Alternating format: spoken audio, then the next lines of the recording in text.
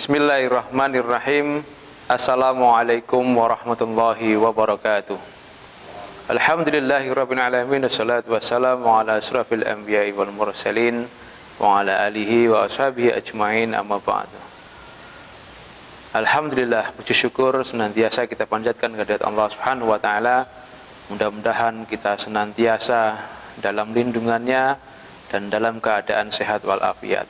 Semoga juga kepada anak-anak semuanya yang berada di rumah masing-masing yang saat ini mengikuti kegiatan masa ta'aruf siswa madrasah MTS Miftalul Ulum Denpasar tahun pelajaran 2021-2022. Mudah-mudahan kalian semuanya juga dalam lindungan Allah dan juga dalam kesehatan walafiat.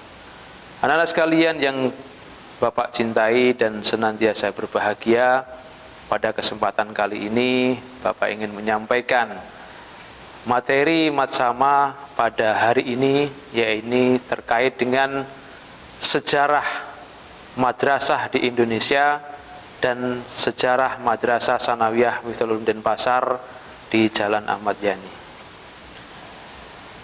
Madrasah kalau dulu adalah identik dengan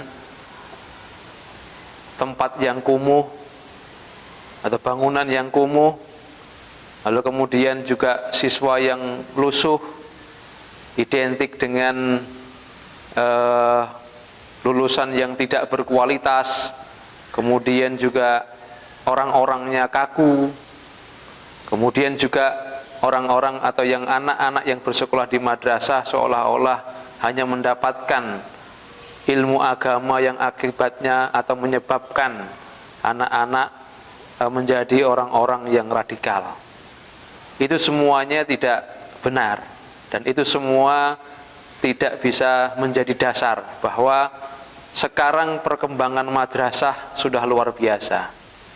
Memang dulu orang tua banyak menginginkan anaknya sekolah di umum, kemudian menginginkan anaknya mereka supaya bisa nantinya ke depan bisa menjadi seorang insinyur, menjadi seorang dokter, menjadi seorang pengusaha yang hebat.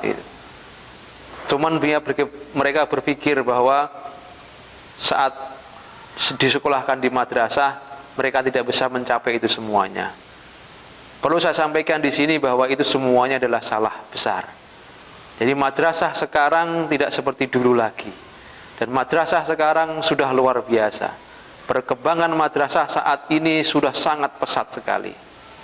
Jadi perlu anak-anak sekalian memahami bahwa sejarah perkembangan madrasah ini sudah sangat luar biasa panjangnya. Dimulai dari zaman kolonial, kemudian zaman Orde Baru, lalu kemudian sebelumnya zaman Orde Lama, dan hingga saat ini di zaman reformasi ini. Jadi perkembangan madrasah ini sudah luar biasa panjangnya. Pada saat di zaman kolonial pun madrasah ini sudah ada, dan menjadi bagian daripada bangsa Indonesia ini menjadi bangsa yang sebelumnya belum merdeka, akhirnya menjadi merdeka. Inilah perkembangannya.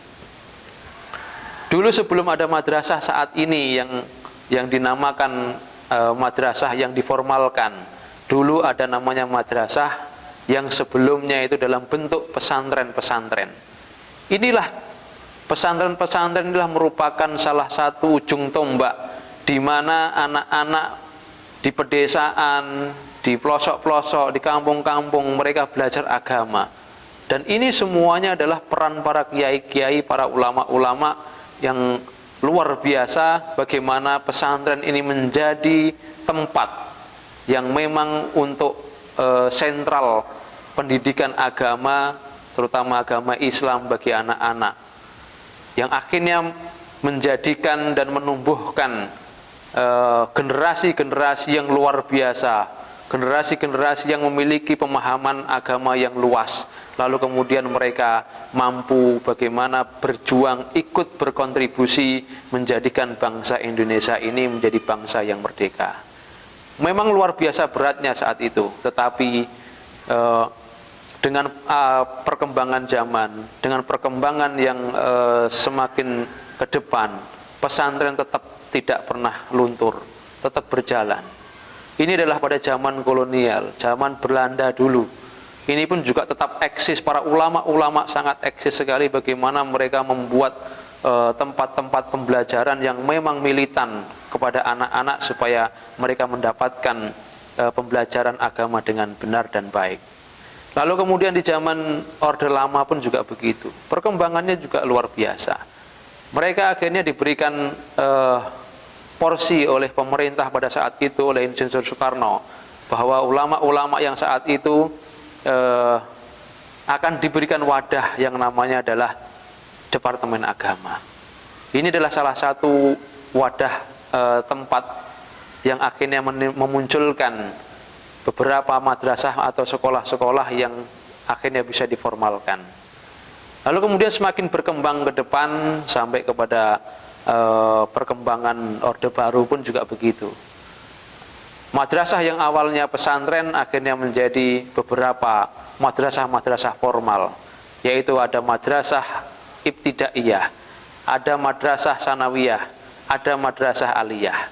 Dan juga masih ada madrasah non formal yang masih berjalan. Salah satunya ada madrasah diniyah, kemudian taman pendidikan Al-Quran, dan yang lain-lain. Itu semuanya yang dinaungi atau di bawah naungan Kementerian Agama saat ini. Nah, perkembangan itulah yang juga identik dengan bagaimana yang dulunya dianggap sebelah mata, sekarang perkembangan madrasah ibtidaiyah, madrasah sanawiyah, madrasah aliyah yang luar biasa sekarang berkembang.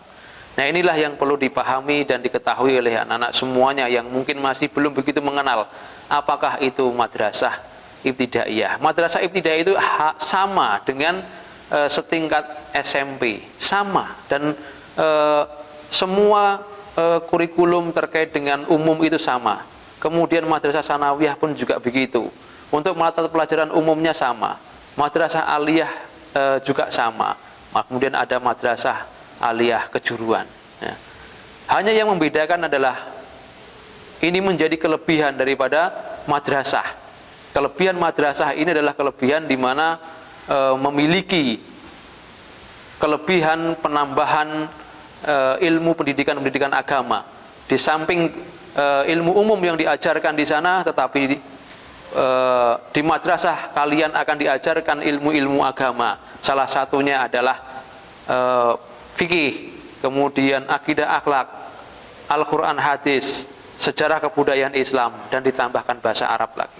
Nah, disitulah kelebihan daripada pendidikan yang ada di madrasah. Dan juga tidak kalah bahwa banyak sekali di luar pendidikan formal itu yang diajarkan di kelas. Di sana ada yang namanya ekstra-ekstra yang juga berkaitan dengan kegiatan umum, termasuk kompetisi sains, kompetisi olimpiade mata pelajaran, kemudian kompetisi robotik dan yang lain-lain. Ini semuanya juga ada sekarang di madrasah, dan tidak kalah. Madrasah sekarang sudah go internasional, termasuk madrasah sanawiyah yang saat ini sudah luar biasa. Sudah go internasional, sudah banyak prestasi di tingkat nasional, termasuk di MTS Miftahlul Ulum ini. MTS Miftahlul Ulum adalah berdiri di tahun 1999. MTS ini juga awalnya juga sama dipandang sebelah mata. Mungkin juga sama, orang berpikir sekolah di MTS akan sulit untuk bersaing dengan yang lain-lainnya. Tapi kita buktikan bahwa MTS Miftahlul Ulum bisa menjadikan madrasah pilihan bagi warga masyarakat sekitar dan masyarakat yang ada di Kota Denpasar. Dan ini kita buktikan, yang awalnya siswanya 9, kemudian sekarang sudah menjadi hampir 500 siswa yang bersekolah di Madrasah Sanawiyah Miftahlul Ulum Denpasar ini. Yang awalnya juga prestasinya juga belum banyak, sekarang sudah banyak sekali prestasi yang didapatkan oleh Madrasah Sanawiyah Miftahlul Ulum Denpasar. Termasuk juga pendidikan, kemudian juga hal-hal yang terkait dengan program-program yang ada di madrasah ini juga tidak kalah dengan madrasah ataupun sekolah-sekolah umum yang lain. Kita mampu bersaing dengan sekolah umum yang lain. Kita mampu bersaing dengan madrasah negeri.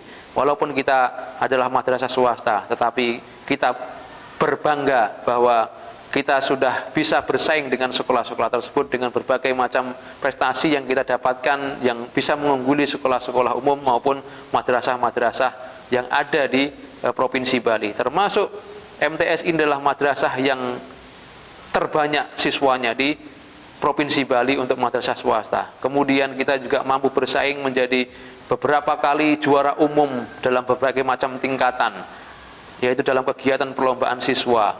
Ini juga patut disyukuri, kemudian kita berbangga bahwa pernah juara di beberapa event kegiatan-kegiatan yang akhirnya bisa menjadikan juara umum. Kemudian guru pun juga kualitasnya tidak kalah dengan yang lain. Beberapa kali juga guru sudah mengikuti perlombaan di tingkat provinsi juga bisa menjadikan juara 1. Kepala madrasah pun juga begitu, tidak juga kalah dengan anak-anak yang berjuang di madrasah, juga menjadikan kepala madrasah terbaik di Provinsi Bali. Inilah merupakan upaya bagaimana Madrasah Sanawiyah Miftaul Denpasar ini sudah tepat menjadi pilihan bagi kalian semuanya, supaya ke depan kalian mampu untuk bersama-sama di Madrasah Sanawiyah Miftaul Denpasar untuk mendapatkan ilmu dan mengembangkan potensi kalian, mengembangkan bakat kalian, kemudian mencari ilmu yang barokah, ilmu yang bermanfaat sesuai dengan apa yang diajarkan oleh Rasulullah SAW. Saya kira itu yang bisa Bapak sampaikan terkait dengan bagaimana sejarah yang ada di Madrasah Sanawiyah Miftaul Denpasar ini. Madrasah hebat, bermartabat, berkelas dunia. Assalamualaikum warahmatullahi wabarakatuh.